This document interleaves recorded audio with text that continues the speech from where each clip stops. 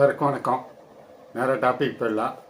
இப்போ நம்ம பார்த்துட்டு இருக்க டாபிக் பார்த்தீங்கன்னா, ஒரு ரூ. 10,000 முதலீடு பண்ணுறீங்க. மினிமம் 10 இயர்ஸ் டு 20 இயர்ஸில் அது 100 மடங்கு வளரணும். அதாவது 10 லட்ச ரூபாயா வளரக்கூடிய பங்கு எது அப்படின்னு கண்டுபிடிக்கிறது சம்மந்தமாக தான் பார்த்துட்ருக்கோம்.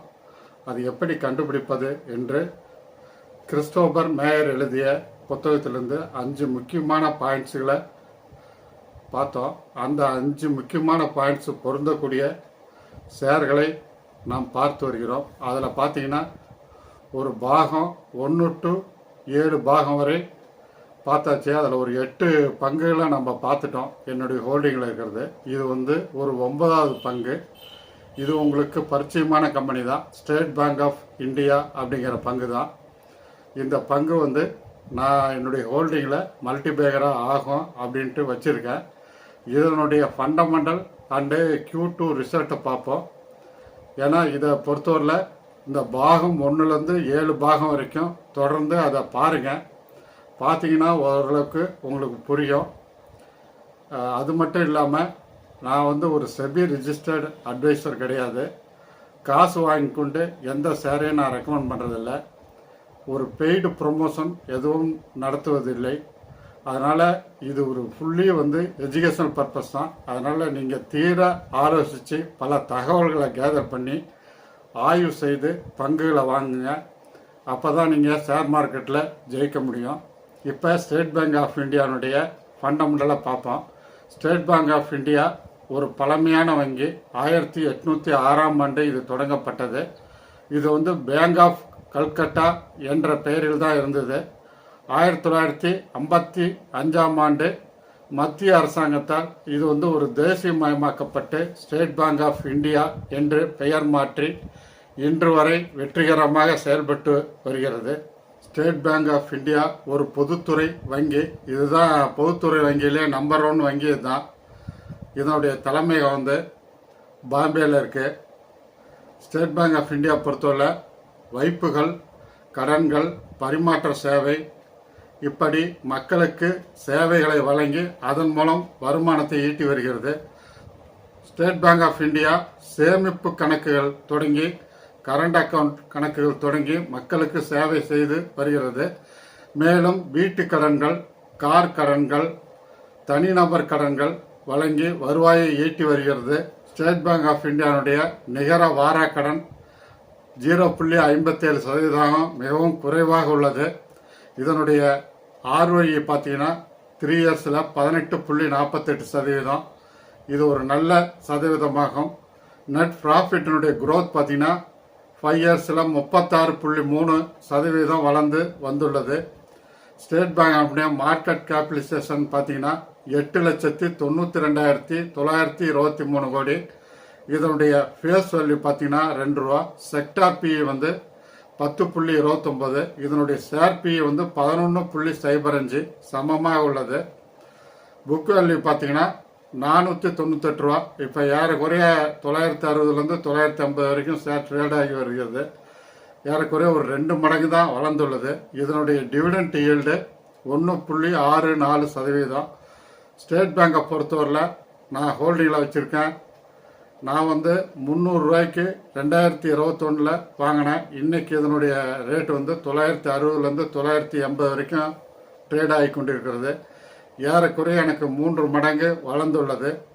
இப்போ நான் வாங்கி 4 வருடங்கள் 6 மாதங்கள் தான் ஆகிறது. இன்னும் இது 100 மடங்கு வளரும் வரை நான் வளர விடலாம் என்று தான் உள்ளேன். இதை நீங்கள் கமெண்ட்ஸில் தெரிவிங்க. அதுக்கப்புறமும் நான் டிவிடெண்ட் ஏறக்குறைய 3/6/2021 ₹4 வாங்கிட்டேன். 25/5/2022 ₹7.10 வாங்கிட்டேன். 31/5/2023 ₹11.30. 22/5/2024 13.70. 16/5/2025 ₹15.90. ஏறக்குறைய நான் ₹52 டிவிடெண்ட்டே வாங்கிவிட்டேன். நீங்கள் இந்த ஷேரை வைத்துள்ளீர்களா அல்லது வாங்க போகிறீர்களா என கமெண்டில் தெரிவிங்க. ஸ்டேட் பேங்க் ஆஃப் இந்தியாவுடைய Q2 ரிசல்ட்டை பார்த்துருவோம். இதனுடைய டோட்டல் ரெவன்யூ பார்த்தீங்கன்னா இயர் ஆன் இயர் செப்டம்பர் 2024 1,21,044 கோடி. செப்டம்பர் 2025 1,28,40 கோடி ஏறி உள்ளது. ஓகே.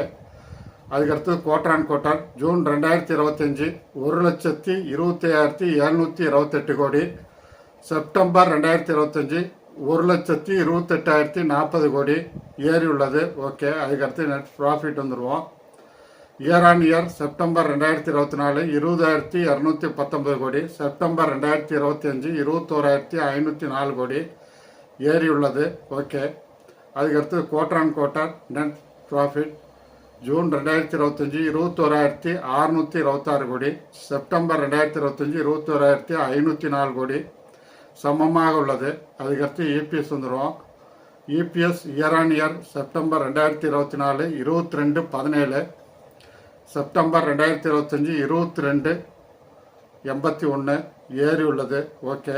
அதுக்கடுத்து குவார்டர் இபிஎஸ் ஜூன் 2025 23,76, செப்டம்பர் 2025 22,81 சிறிது குறைந்துள்ளது.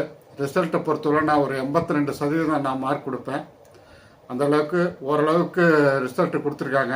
இந்த குவார்ட்டரில் எதுவும் டிவிடெண்ட்டு வழங்கப்படவில்லை. இது வருஷம் ஒரு டைமு டிவிடெண்ட்டு கொடுப்பாங்க. இந்த ஸ்டேட் பேங்க் ஆஃப் இந்தியா பொறுத்தவரை வெளிநாட்டு முதலீட்டாளர் எஃப்ஐஎஸும் வாங்கி கொண்டிருக்கிறார்கள். ஸ்டேட் பேங்க் ஆஃப் இந்தியாவை பொறுத்தவரை வெளிநாட்டு முதலீட்டாளர்கள் 9.49% வச்சுருக்காங்க. இப்போ அதை 9.57% சதவீதத்தை உயர்த்தியிருக்காங்க.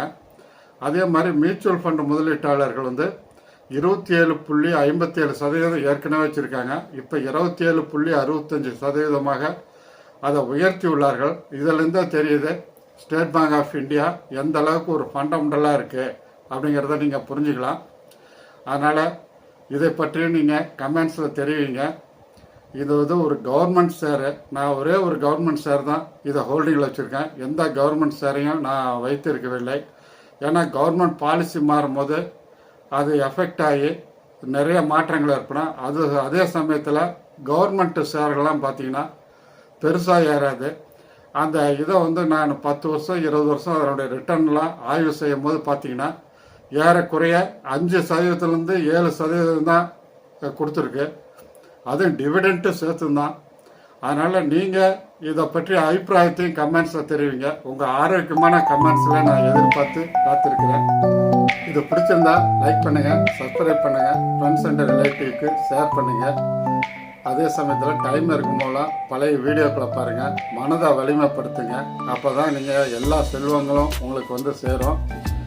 அதே மாதிரி பாசிட்டிவ் சுலோகங்களை எப்படி உருவாக்குவது, அப்போ அதை எப்படி உள்மனதில் கூறி பிரபஞ்சத்திற்கு செலுத்தி பிரபஞ்சத்தினுடைய சக்தியை நாம் பெறுவது, அதன் மூலம் எப்படி மாத வருமானத்தை பெறுவது அப்படிங்கிற மாதிரிலாம் உலகளாவிய தரம் வாய்ந்த புத்தகங்களை படித்து அதனுடைய முக்கியமான பாயிண்ட்ஸ்லாம் பழைய வீடியோக்களில் கொடுத்துருக்கேன்.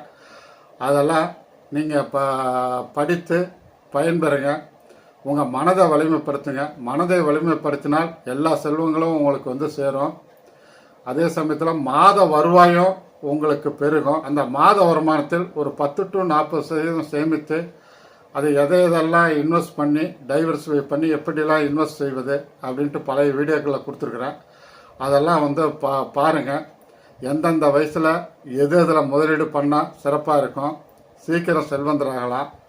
அதே சமயத்தில் மியூச்சுவல் ஃபண்டில் எப்படி டைவர்சிஃபை பண்ணி முதலீடு செய்வது, ஷேர் மார்க்கெட்டில் எப்படி டைவர்சிஃபை பண்ணி முதலீடு செய்வது, மாதிரி முதலீடு செய்து நீங்கள் பலன் பெறணும் அப்படிங்கிறது தான் இந்த சேனலுடைய நோக்கம். அடுத்த காணொளியில் இன்னும் சுவாரஸ்யமான விஷயங்களுடன் உங்களை சந்திக்கிறேன். நன்றி, வணக்கம்.